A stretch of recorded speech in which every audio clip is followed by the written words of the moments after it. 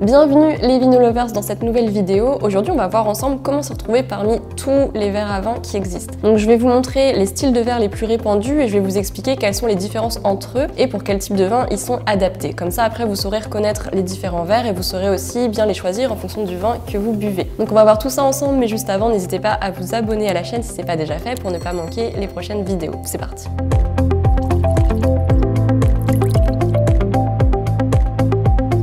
Alors ici j'ai plusieurs verres de taille et de formes variées, mais avant de vous les présenter il faut que je vous montre les belles gravures Vino Lovers que j'ai fait faire dessus. En fait ça fait un petit moment que je voulais des verres personnalisés avec ma marque dessus, notamment pour Instagram et pour YouTube. Donc j'ai trouvé une entreprise française qui s'appelle Verre Création et qui propose des services de gravure sur verre plutôt haut de gamme. Ils sont situés à Cognac et c'est une petite entreprise familiale, donc je trouvais ça chouette de vous en parler. Si jamais vous souhaitez faire graver vos verres à vin, je vous mets leur site directement en description, n'hésitez pas à aller faire un tour. Personnellement je suis vraiment contente du résultat et c'est pour ça que je voulais vous en parler. Donc voilà, maintenant on va rentrer dans le vif du sujet et je voulais commencer par vous dire que le verre à vin est important puisque selon le verre que vous choisissez, vous allez avoir une expérience de dégustation différente. Je m'explique, en fait certains verres vont permettre au vin de bien s'aérer, donc d'exprimer au mieux ses arômes. Alors en soi, le goût du vin ne change pas quel que soit le verre, mais par contre au nez on peut vraiment avoir de grandes différences et bien sûr l'expérience de dégustation elle n'est pas pareille si vous buvez dans un verre en plastique, dans un verre à eau ou dans un verre à vin. Donc on va voir ensemble que la matière, la forme et la taille du verre ont leur importance. Alors déjà on va toujours privilégier les verres à pied parce que le pied permet de tenir le verre sans réchauffer le vin avec nos mains. Si vous voulez creuser le sujet, je vous renvoie vers une vidéo dans laquelle je vous explique bien tout ça, je vous mets le lien directement en description. Donc si possible on va éviter les verres à eau, les verres en plastique, les tasses etc. parce que l'expérience de dégustation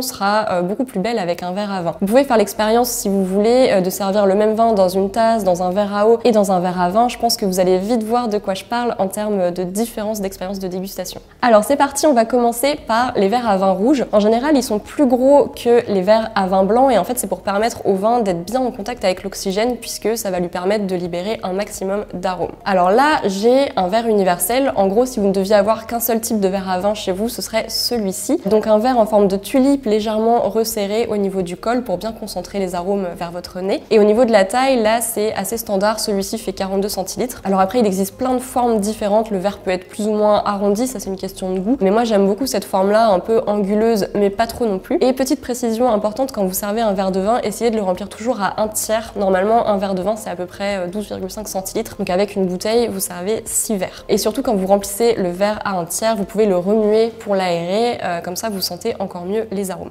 Alors pour les verres à vin rouge, en France on a deux classiques, le verre à Bordeaux et le verre à Bourgogne. Donc voilà mon verre à Bordeaux qui fait 71 centilitres, vous voyez que c'est vraiment un grand verre. Il a une forme assez effilée, pas trop resserrée au niveau du col pour que l'oxygène puisse bien circuler à l'intérieur. Les vins de Bordeaux ils ont souvent besoin de s'ouvrir un peu, surtout s'ils sont encore jeunes, donc ce type de verre ça va fonctionner un peu comme une carafe d'aération, donc celles qui sont très larges à la base et qui permettent au vin de s'aérer tranquillement. Et alors voilà mon verre à Bourgogne, il fait 75 centilitres mais attention le but c'est pas de verser toute la bouteille dedans. Les verres à Bourgogne sont plus arrondis que les verres à Bordeaux et le col est plus resserré en haut. C'est pour bien amener les arômes au nez sans pour autant trop oxygéner le vin parce que les pinots noirs de Bourgogne vont être déjà assez intenses et potentiellement plus fragiles aussi par rapport à l'oxygène, surtout s'ils sont un peu vieux. Donc ce type de verre en général ça leur convient mieux. Alors on passe maintenant au verre à vin blanc. C'est celui-ci, comme vous le voyez, il est plus petit, il fait seulement 26 centilitres et il peut convenir à la fois au vin blanc sec et au liquoreux. Et alors pourquoi il est plus petit? Et parce que le vin blanc se boit frais et le but sera donc de servir moins de vin pour éviter qu'il se réchauffe trop vite dans le verre. En gros il vaut mieux se resservir plusieurs petits verres bien frais plutôt qu'un gros verre qui va se réchauffer